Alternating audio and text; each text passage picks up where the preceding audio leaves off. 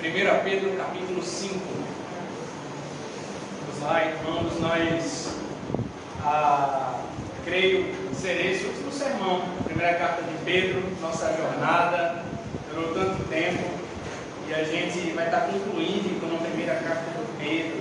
Essa manhã, se assim Deus permitir, nós demos início a esse sermão da última feita que preguei 1 Pedro. Eu gostaria de concluir hoje 1 Pedro capítulo 5. Nós vamos ler a partir do verso 5 até o versículo 14, verso final. 1 Pedro capítulo 5, verso 5 diz assim: rogo igualmente aos jovens, sede submissos aos que são mais velhos. Outrossim no trato de uns com os outros, cingidos todos de humildade, porque Deus resiste ao soberbo, contudo aos humildes concede a sua graça. Olhai-vos, portanto, sob a poderosa mão de Deus, para que Ele, em tempo oportuno, vos exalte, lançando sobre Ele toda a vossa ansiedade, porque Ele tem cuidado de vós. Sede sóbrios e vigilantes. O diabo, vosso adversário, anda em derredor como um leão que ruge procurando alguém para devorar.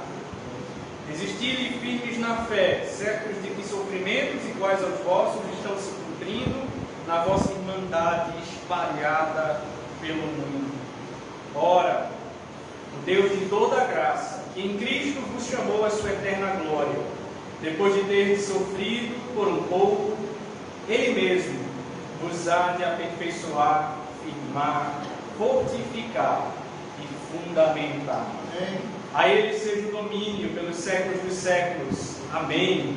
Por meio de Silvano, que para vós outros é fiel irmão, como também considero, vos escrevo, resumidamente, exortando e testificando de novo que esta é a genuína graça de Deus. Nela estáis firmes. Aquela que se encontra em Babilônia, também eleita, vos saúda, como igualmente meu filho Marcos. Saudai-vos uns aos outros com ósculo de amor. Paz a todos vós que vos achais em Cristo. Vamos orar mais uma vez, irmãos. Querido, eterno Deus, amado Pai, obrigado, Senhor, pela vida da tua igreja.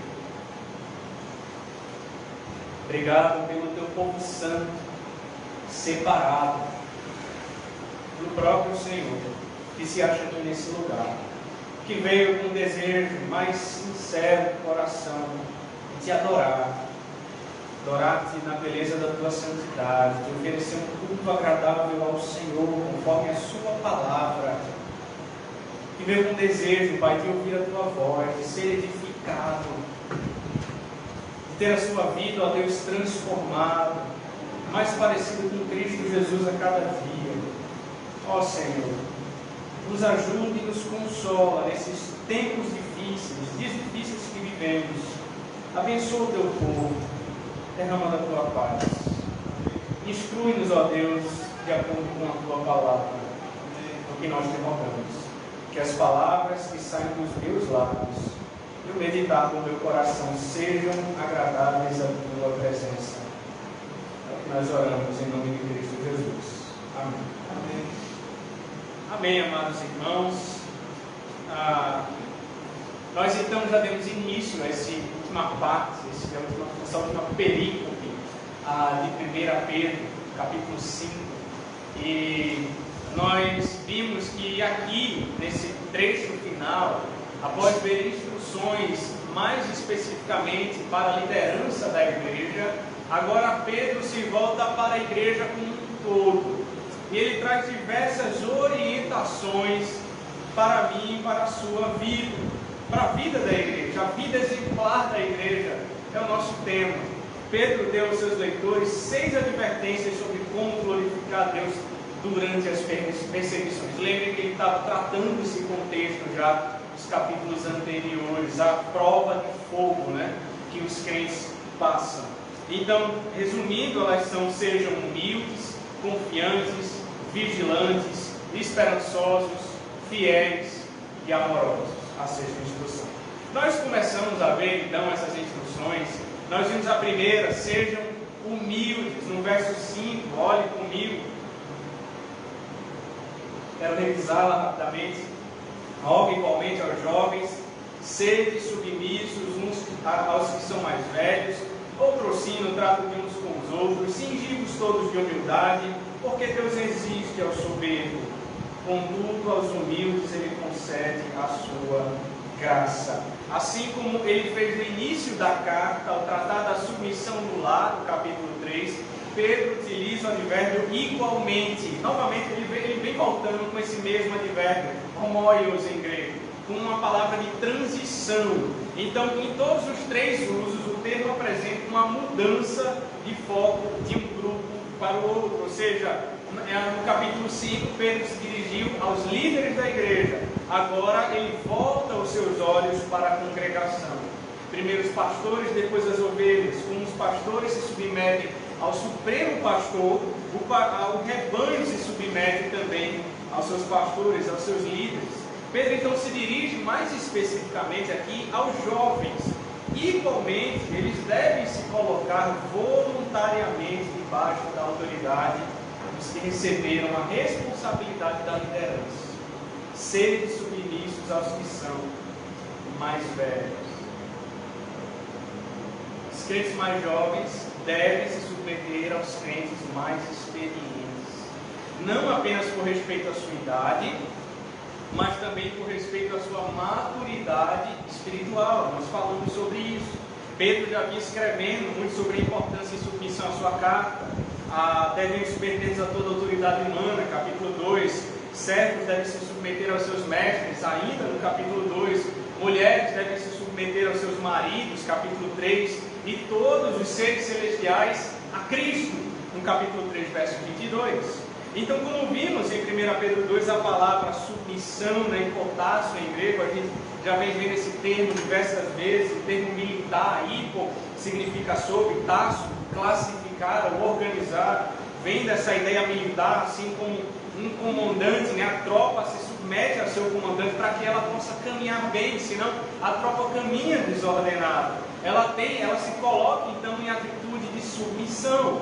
Então, contudo, isso não dá aos anciãos da igreja. Nós vimos o trecho fazer o que bem desejar e nunca ouvir os membros mais jovens, A gente precisa ouvir também, a gente precisa ter os ouvidos atentos, os olhos, os ouvidos, a nosso coração disposto também e humilde para ouvir também os mais jovens, aqueles que são menos maduros, por assim dizer, espiritualmente.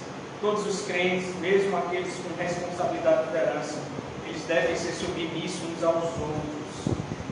Pedro diz isso: outrocino, trato de uns com os outros, cingivos, todos de humildade, todos nós. Isso é uma ordem, uma exortação para toda a igreja.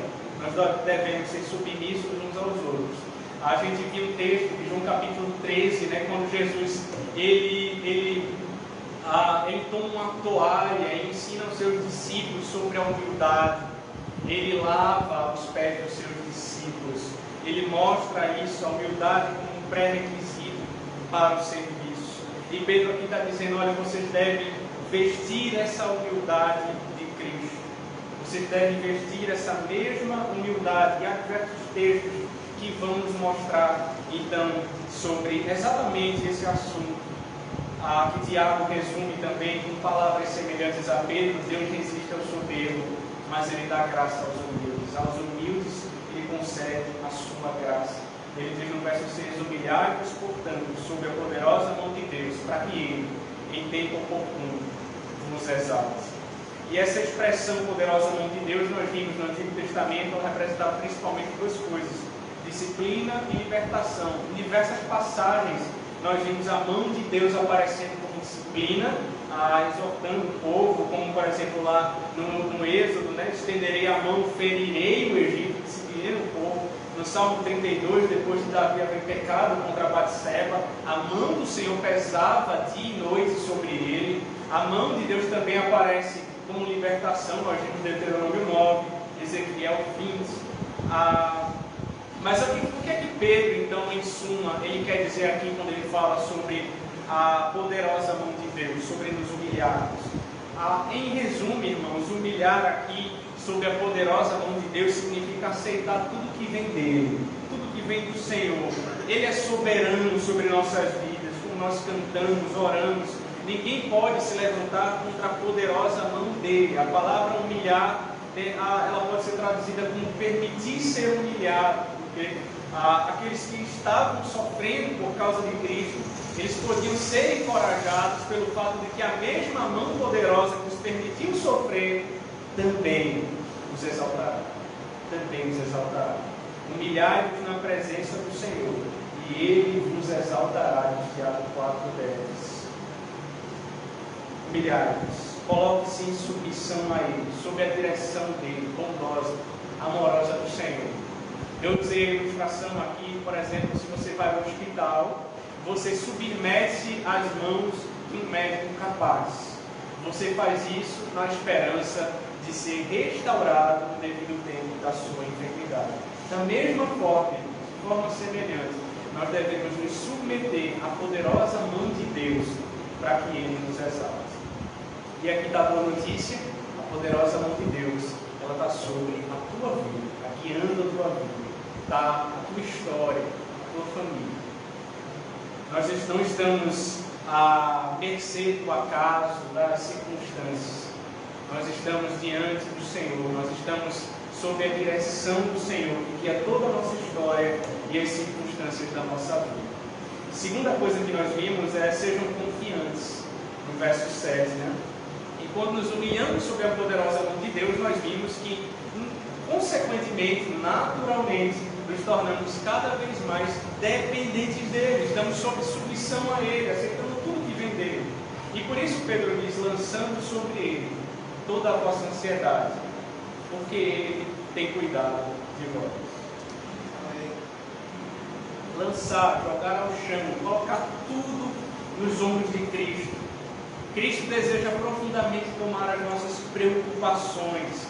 Ele tomou sobre si as nossas enfermidades e as nossas dores levou sobre si. Isaías 53, Mateus 11, nós vimos, ele disse: vinde a mim, todos vós que estáis cansados e sobrecarregados, e eu vos aliviarei. Quando Pedro nos diz para lançar sobre ele toda a nossa ansiedade, este é o meio pelo qual nós nos humilhamos debaixo da sua mão poderosa. Nós nos colocamos nos cuidados dele, em dependência, total dependência a ele. Como nós vimos também no Salmo 131, como uma criança desmamada que se aquieta nos braços de sua mãe. Então Pedro exorta os crentes a lançar no Senhor toda a tua ansiedade, meu irmão. Uma palavra que inclui todo o descontentamento, todo o desânimo, todos os desesperos, questionamentos da vida, a dor e o sofrimento que você talvez esteja passando hoje. Assim como quando Deus livrou Davi das mãos dos inimigos e das mãos de Saul, ele escreveu também em Samuel 22: o Senhor é a minha rocha, a minha cidadela, o meu libertador. Ele é o meu Deus, o meu rochedo em que me refugio, meu escudo, a força da minha salvação, meu baluarte, ele é o meu refúgio. E por diversas vezes nos salmos nós vemos isso. O salmista expressando a sua confiança em Deus, dizendo que eles confiam no Senhor, que o Senhor é o seu refúgio, o seu local de repouso, o seu socorro bem presente na hora da tribulação. É um local em que eu descanso, em que eu confio na graça do Senhor. O meu coração se alegra na sua salvação. Ainda que eu ande pelo vale da sombra da morte, eu não temerei mal algum, porque tu estás comigo, teu bordão e teu cajado me consolam. É isso que me tira o medo do coração. Eu sei que eu vou passar pelo vale, mas o que me conforta é saber: o Senhor está comigo, a tua vara e o teu cajado me consolam. Eu não estou sozinho. Por diversas vezes nos salmos nós vimos: confie no Senhor de todo o teu coração, não se apoie no seu próprio entendimento, confia no Senhor. Mateus capítulo 6, eu acho que o presbítero Onésimo pregou nesse texto outro dia: assim como o Senhor cuida das aves dos céus, dos lírios do campo, o Senhor cuida de vós também, muito mais de vós. Vós valeis muito mais, que sois criação do Senhor, imagem e semelhança do Senhor. Ele sabe de tudo que você necessita, meu irmão, minha amada irmã. Não andeis ansiosos de coisa alguma, diz Filipenses. Em tudo, porém, sejam conhecidos. Coloquem diante de Deus suas petições, suas orações com ações de graça. E a paz de Deus, que excede todo entendimento, guardará o vosso coração e a vossa mente em Cristo Jesus. Hebreus 13 diz: de maneira alguma te deixarei, nunca jamais te abandonarei. Nós devemos lançar no Senhor a nossa ansiedade, meus irmãos. Essa palavra que se traduz muitas vezes por aquele nó na garganta, aquele aperto no peito, que você fica às vezes sem conseguir respirar direito, até mesmo você tem uma crise de ansiedade e você sabe o que fazer. Lance sobre ele toda a sua ansiedade. Essa ansiedade que deriva aqui, a palavra do grego significa dividir, porque ela muitas vezes ela divide os nossos pensamentos, de modo que a gente não consegue se concentrar em algo. Você está no trabalho, mas você está ansioso, você está pensando naquele problema, naquela preocupação. Você está na escola, na faculdade, você não consegue fazer a prova. Seu pensamento está em outro lugar. Você, quem sabe, está aqui hoje na igreja. Seu pensamento está nos problemas que você deixou dentro de casa. E você não consegue se concentrar totalmente no culto ao Senhor, na palavra do Senhor, porque a ansiedade causa isso, essa divisão dos nossos pensamentos. Por isso o Senhor diz: lance sobre ele toda a vossa ansiedade, porque, vejam a promessa, tem cuidado de vós. É a promessa do Senhor. Ele tem cuidado. Ele cuida da sua igreja, dos seus filhos, do seu povo. Ele é um Deus que nos abençoa. E essa palavra cuidado, eu falei para vocês, é muito interessante no grego, porque ela traz a ideia, carrega a ideia de que Deus tem sempre você em seu coração. Ele está pensando em você dia e noite, o tempo inteiro. O salmista diz que ele é o guarda que não dormita nem dorme.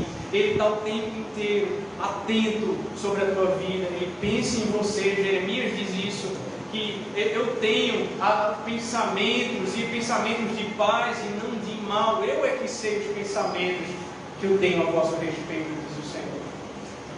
Ele está cuidando então de você a todo instante. Ele nos ama, Ele nos criou, Ele cuida de nós, Ele voltará para buscar o seu Deus. Não ande inquieto, coloque Deus em primeiro lugar na sua vida e descanse nele.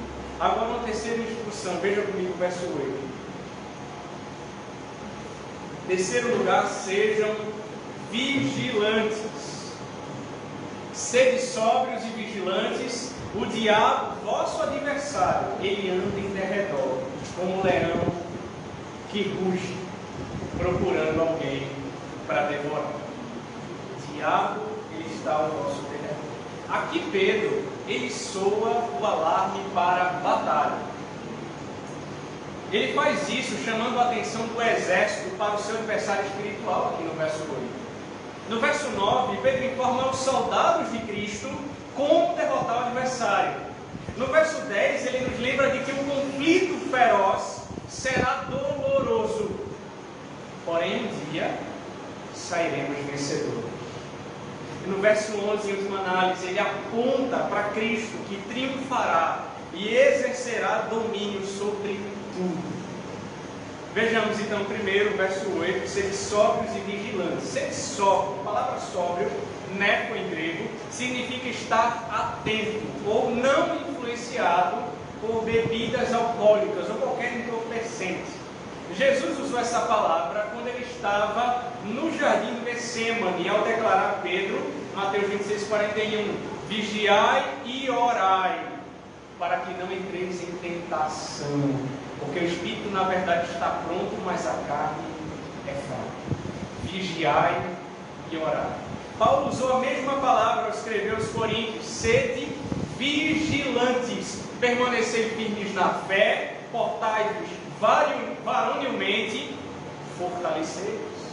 Sede vigilantes, pois, aí vem a conexão com Pedro, o diabo, o vosso adversário, anda em derredor, como um leão, que ruge procurando alguém para devorar. Satanás é um poderoso inimigo, irmãos. O nome diabo também significa caluniador.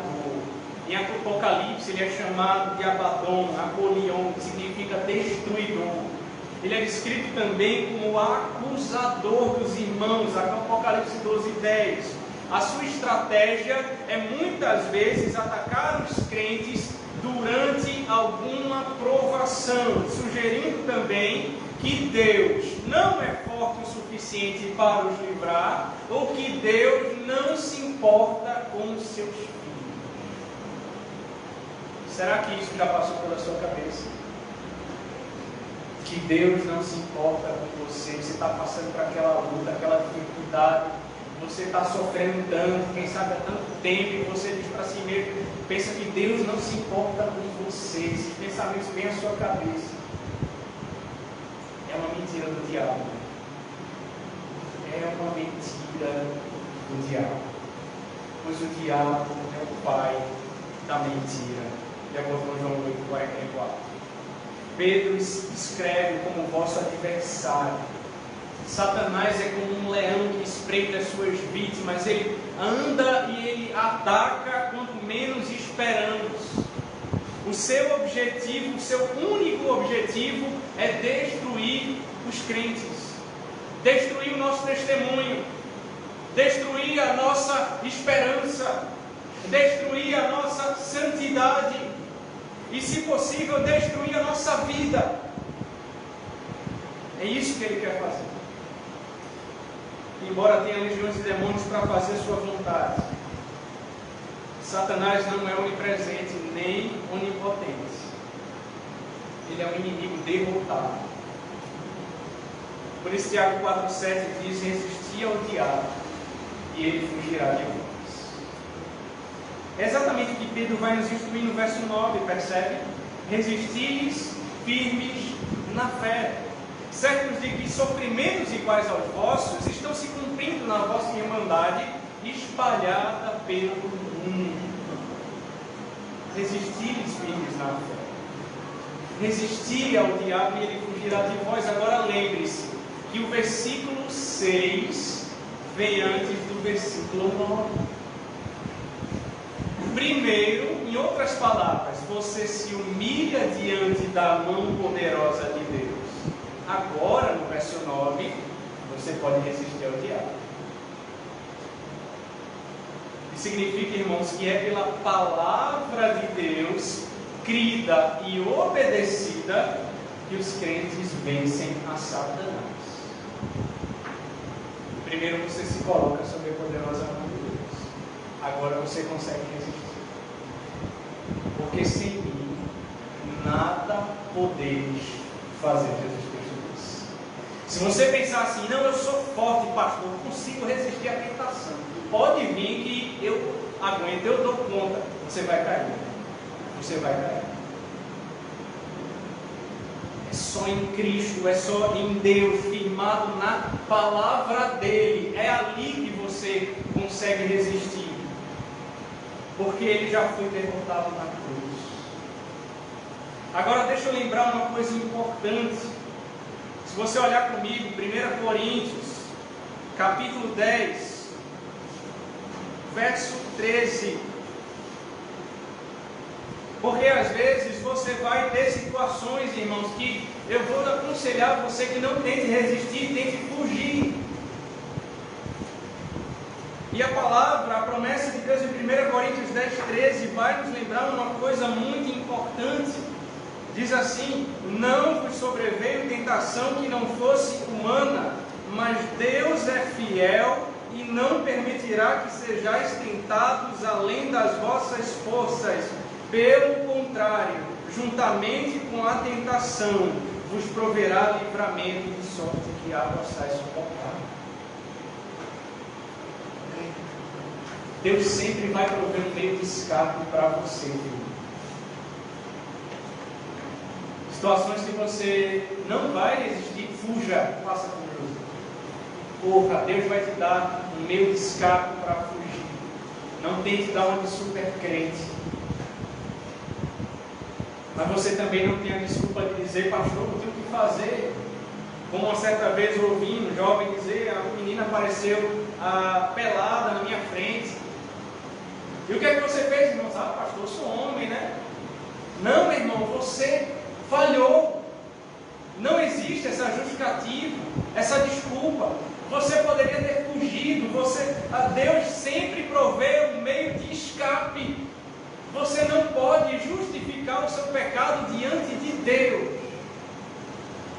O diabo nos tenta, mas Deus sempre provê um meio de escape. É a promessa dele. Não vos sobreveio tentação que não fosse humana, isso é, que não fosse além das nossas forças. E quando vem algo que você vê que é difícil para você, fuja. Porque Deus nos provê um meio de escape. Não caia no cilado do diabo, que anda ao teu derredor procurando uma brecha, pronto para destruir a tua família e a tua vida. Não faça isso. Corra para os braços de Cristo, refugie-se na palavra do Senhor. Nesse momento difícil, lembre-se da palavra do Senhor e ore a Ele no seu íntimo e diga a Deus, me ajude a resistir a essa tentação e essa cilada do diabo, para que eu possa honrar minha família, honrar a tua igreja, honrar o teu testemunho, honrar a tua palavra. Que eu não venha manchar o teu santo nome, Senhor, porque eu sou um teu representante aqui na terra. Quarto lugar, sejam esperançosos. Versos 10 e 11.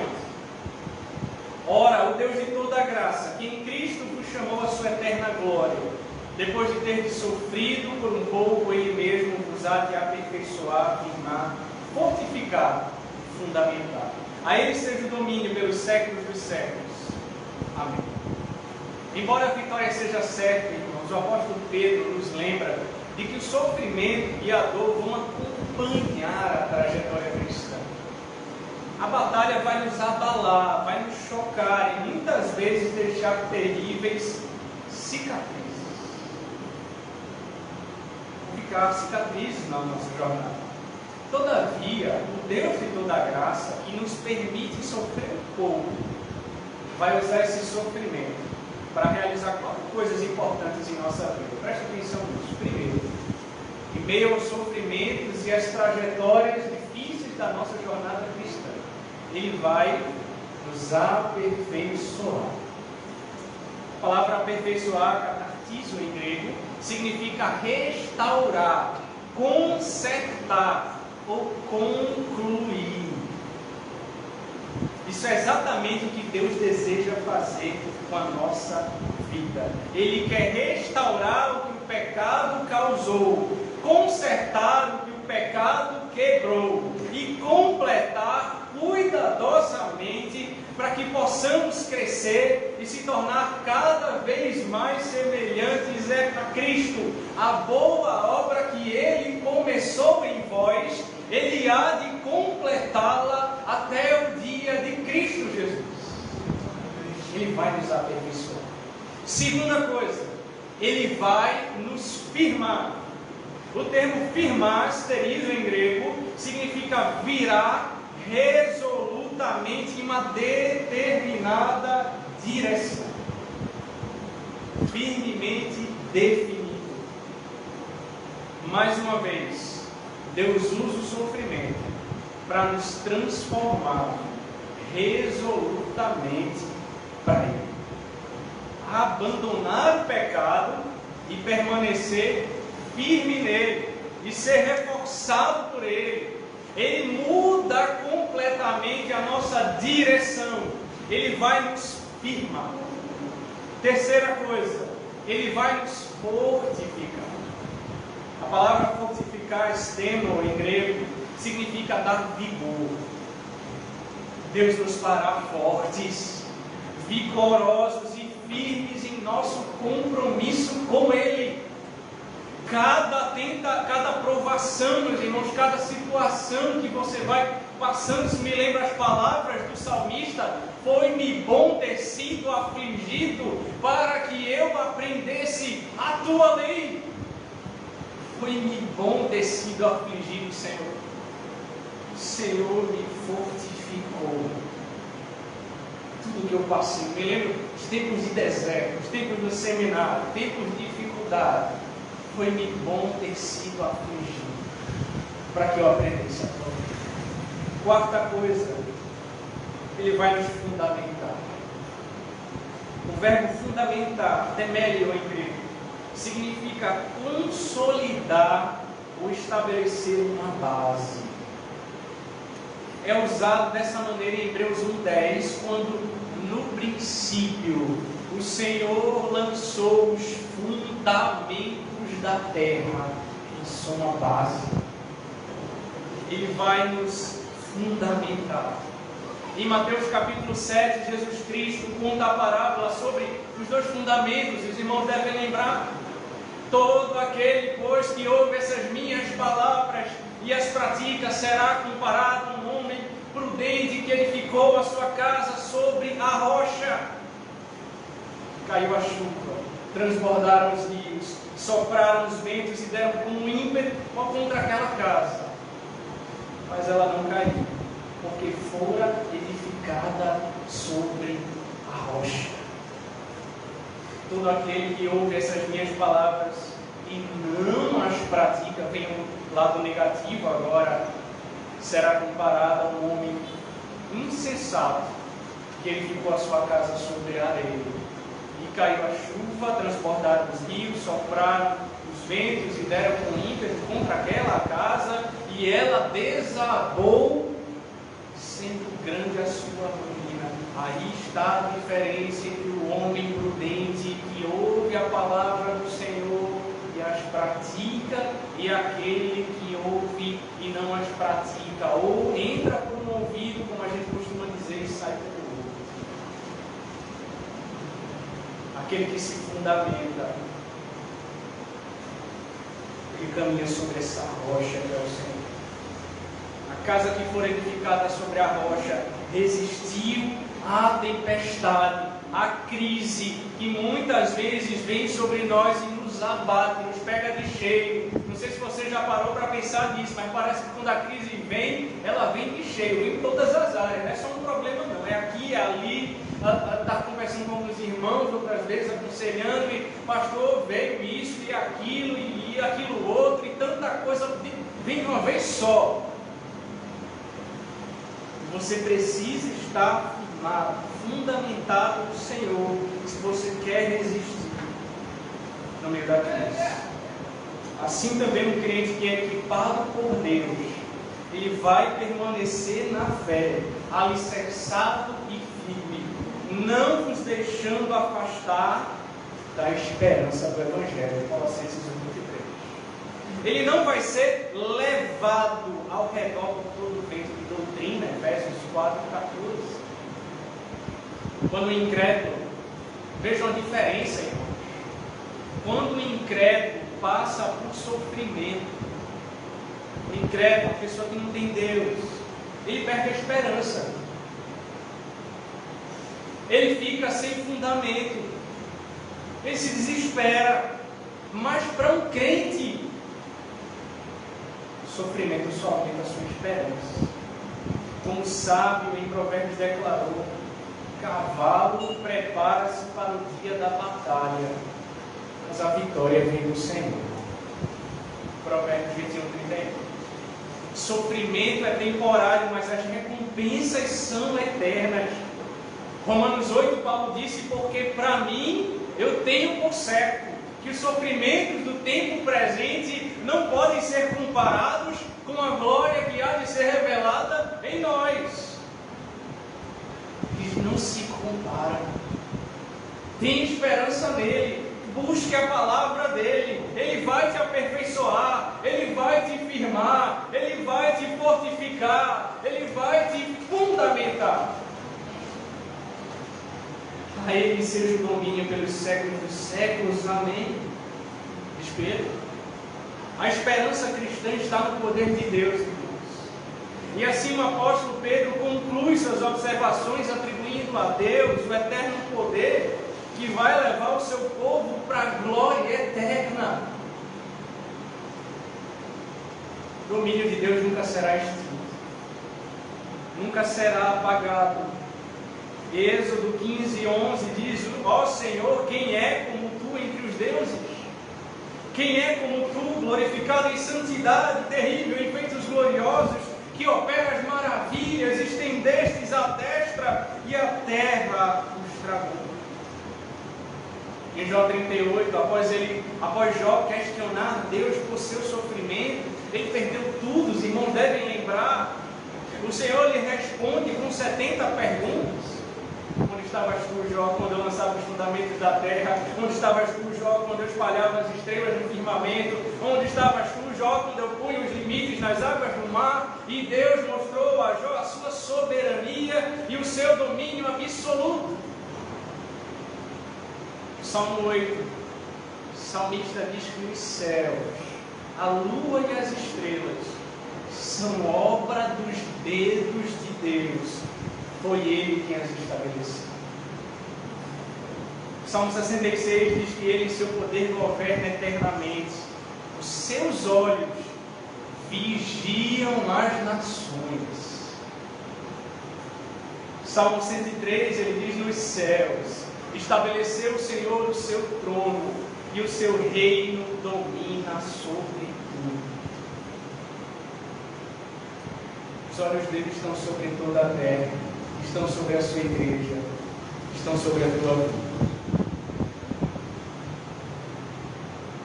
Reformador Hugh Lightner e Nicholas Ridley foram queimados na fogueira em Oxford por sua fé em outubro de 1555.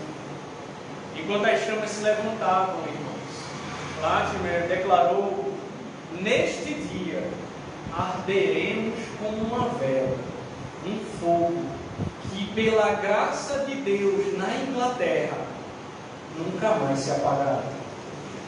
Esses homens tornaram-se mártires, enfrentaram a morte bárbara com extrema calma e firmeza extraordinária. Sabe por quê? A esperança deles estava no poder de Deus, que domina sobre tudo e vai levar o seu povo para a glória dele. Eles não tinham dúvida alguma disso. É como se eles estivessem dizendo: pode vir o guerreiro, eu sei para onde eu vou, eu sei o que me aguarda. Quinta instrução: sejam fiéis. Verso 12: por meio de Silvano, que para vós outros é fiel, irmão, como também o considero, vos escrevo resumidamente, exortando e testificando de novo, que esta é a genuína graça de Deus. Nela está evidência. Se você fosse um dos destinatários de língua grega originais dessa carta, você talvez teria notado uma mudança repentina em 1 Pedro capítulo 5, verso 12. O estilo da escrita muda de repente aqui, a gramática, a sintaxe e vocabulário mudam imediatamente. Nesse ponto, irmãos, torna-se óbvio que o secretário de Pedro, por assim dizer, Silas, ele entregou a caneta para o idoso apóstolo, que pessoalmente concluiu a sua carta com sua própria mão calejada.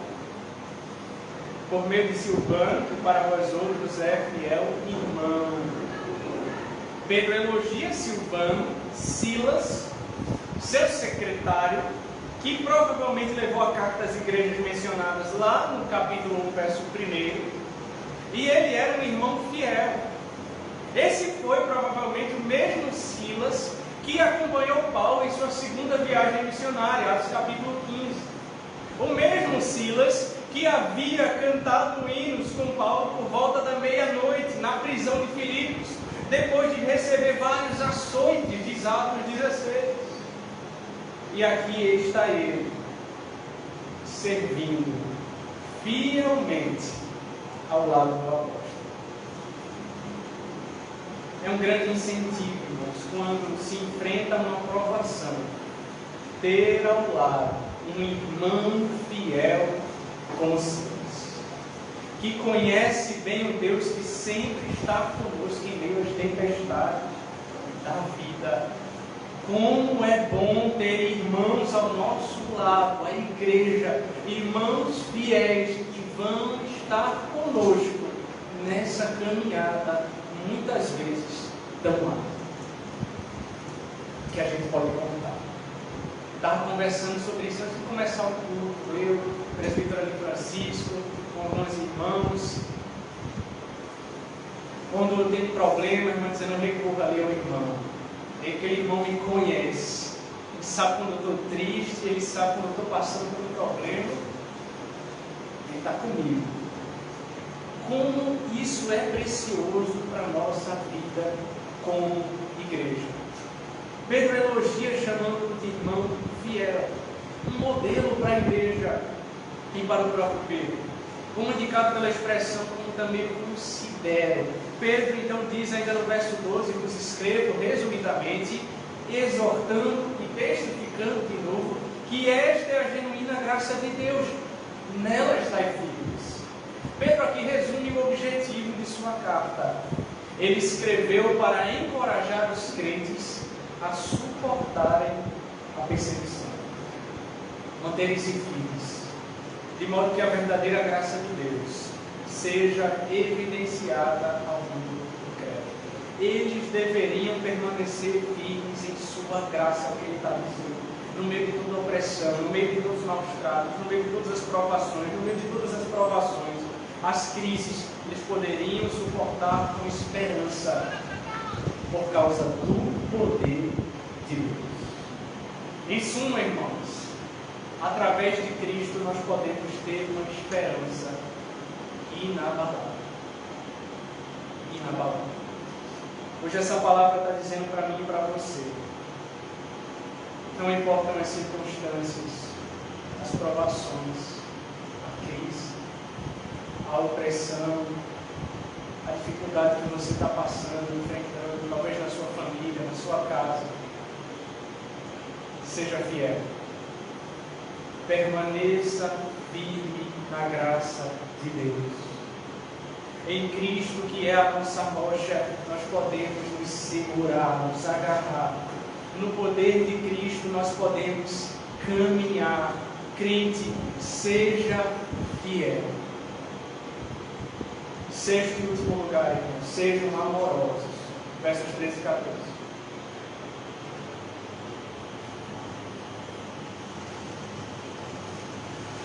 Aquela que se encontra em Babilônia, também eleita, vos saúda, como igualmente meu filho Marcos.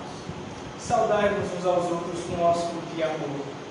Paz a todos vós que vos achais em Cristo. Pedro envia saudações dos que se encontram na Babilônia. O termo Babilônia pode ser uma referência disfarçada de Roma, utilizada para proteger tanto a igreja romana quanto o próprio apóstolo Pedro da perseguição de Nero. Mas nesse centro do mal, a Babilônia que é citada, olha que interessante. Deus havia plantado a sua igreja no meio de todo aquele mal, aquela cidade tão corrupta. Deus havia plantado a sua igreja. Amém. De acordo com a evidência histórica, irmãos, Pedro estava em Roma durante os últimos anos de sua vida. E ele então diz: aquela que se encontra em Babilônia, também eleita, vos saúda, como igualmente meu filho Marcos. Marcos também estava na Babilônia, que Pedro chama de meu filho. O jovem Marcos tornou-se como um filho para o apóstolo Pedro, enquanto serviam a Cristo juntos. Este era o João Marcos, aquele mencionado no livro de Atos, capítulo 12. Ele era primo de Barnabé e acompanhou o apóstolo Paulo na viagem de Antioquia a Chipre, Atos 12, 25, também o capítulo 13. Mais tarde ele os abandonou em Perga, os irmãos devem lembrar disso, em Atos capítulo 13, verso 13, o que fez Paulo se recusar a levá-lo na segunda viagem missionária. Atos capítulo 15, Paulo ficou indignado, né? Atos 15 diz que isso criou uma desavença, fazendo com que Paulo e Barnabé se separassem.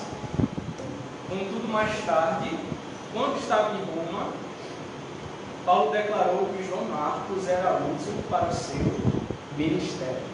2 Timóteo 4,11. Paulo perdoa esse irmão. Paulo reconhece depois o valor que tinha aquele irmão, que era imaturo naquela época, mas que mudou de vida, de direção, e agora é um homem de Deus. Tanto é fato que Marcos também foi o autor do evangelho que leva o seu nome, esse Marcos. Pedro então diz: saudai-vos uns aos outros com nosso em amor. Paz a todos vós que vos achais em Cristo. Verso 14. Usando o costume da época, irmãos, Pedro termina a sua carta incentivando os fiéis a saudarem uns aos outros com uma expressão sincera de amor. A prática do ósculo de amor era uma calorosa saudação que consistia de um beijo na bochecha, né? Como acontece em algumas culturas hoje. O beijo era um sinal comum de companheirismo e amor cristão. Não precisamos violar nossa cultura, adotar essa prática, talvez você não tenha essa prática, literalmente, mas devemos ser realmente, o ponto aqui é, devemos ser realmente calorosos ao cumprimentar uns aos outros. Não devemos tratar ninguém com indiferença. Devemos ser amorosos com os nossos irmãos. Como é bom aquele irmão, né, que quando vê você chega, dá aquele sorrisão, aquele abraço. Oh, meu amado irmão, e chega junto.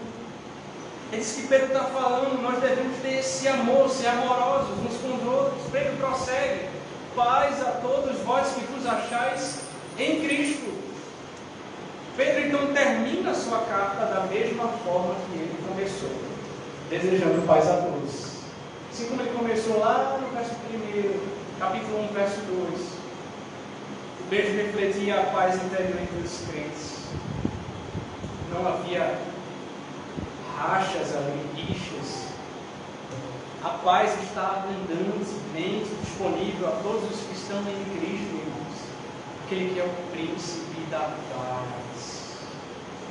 Seu povo precisa caminhar em paz também.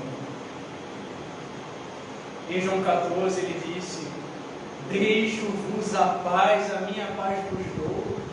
Não vos la dou como a dá o mundo. Não se turbe o vosso coração, nem se atemorize. Eu vos deixo a minha paz. Quaisquer que sejam as circunstâncias, a pessoa que está em Cristo, irmãos, pode sempre desfrutar da paz de Deus. Até que ela esteja vivendo uma luta tão tremenda, tão difícil, ela pode sempre desfrutar da paz de Deus. Pois em Efésios 1 está escrito: bendito o Deus e Pai de nosso Senhor Jesus Cristo, que nos tem abençoado com toda sorte de bênção espiritual nas regiões celestiais em Cristo, assim como Ele nos escolheu nele antes da fundação do mundo, para sermos santos e irrepreensíveis perante Ele em amor, nos predestinou para Ele, para a adoção de filhos, por meio de Jesus Cristo, segundo o beneplácito de Sua vontade, para o louvor da glória de Sua graça, que Ele nos concedeu gratuitamente no amado, no qual temos a redenção pelo Seu sangue, a remissão dos pecados, segundo a riqueza da Sua graça, que Deus derramou abundantemente sobre nós em toda a sabedoria e prudência, desvendando-nos o mistério da Sua vontade, segundo o Seu beneplácito que propuseram em Cristo, de fazer convergir nele a dispensação da plenitude dos tempos,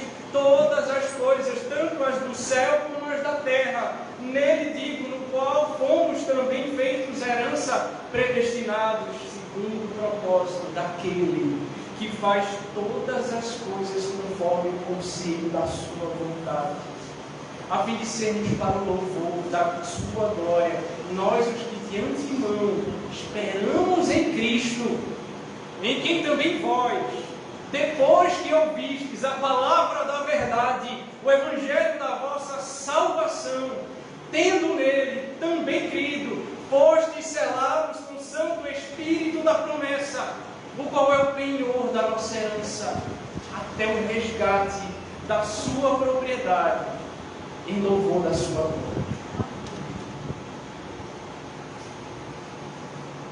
Você tem todas as bênçãos de Deus em Cristo, meu amado irmão. Nele você tem paz. Nele você tem verdadeira paz. A paz que o mundo tanto luta, mas não pode dar. Somente nele você tem essa paz. Por meio dele, você foi reconciliado com Deus. Nele você tem a tranquilidade de saber que em um mundo hostil e caótico, em crise, Ele está no controle de todas as coisas. Nele foram criadas todas as coisas, no tanto as que estão no céu como na terra. Ele é o primogênito de toda a criação e Ele não nos deixou, não nos abandonou após nos haver criado. Ele rege todo o universo, assentado em seu trono de glória, com seu cetro de ouro. Ele está sentado no trono. Ele conhece cada detalhe da tua vida. O sofrimento nunca é fácil, eu sei disso. Mas se nos humilharmos, é o que Pedro está dizendo, se nos humilharmos diante da poderosa mão de Deus, lançando sobre Ele toda a nossa ansiedade, resistindo ao diabo, confiando na soberania de Deus e permanecendo firmes em sua graça com os outros santos, podemos crescer firmes em meio ao sofrimento, apesar do sofrimento. Dr. Martin Lloyd-Jones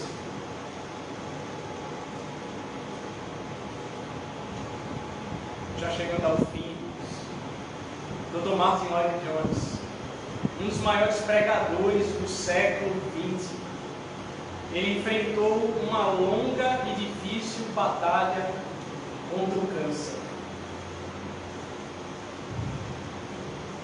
2 dias antes de ele morrer, ele pediu à sua família: não orem mais pela minha cura, não me retenham da glória.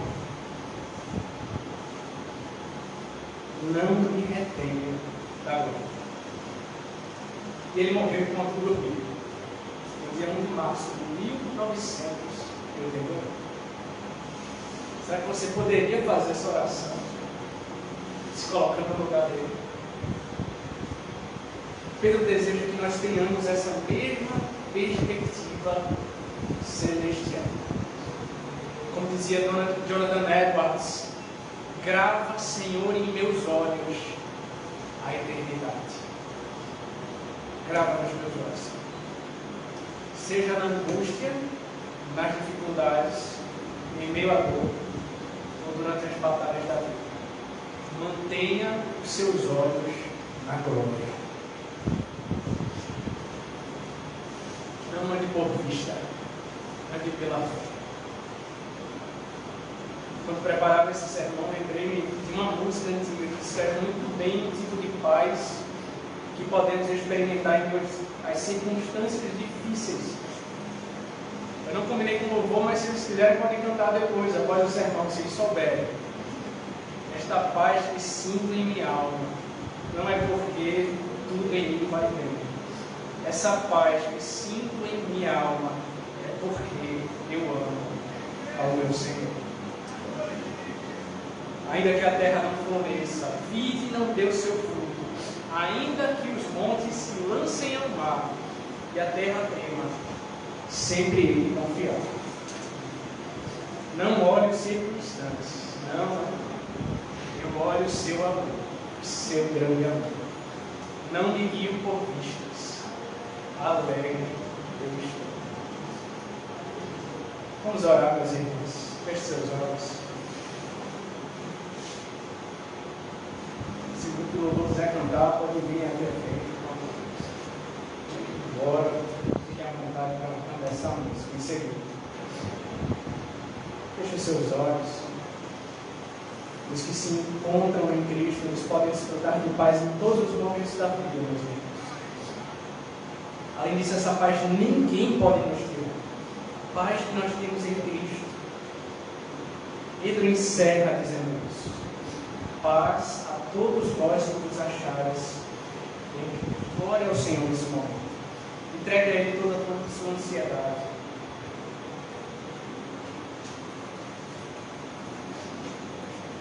E confia. Ele tem cuidado de nós.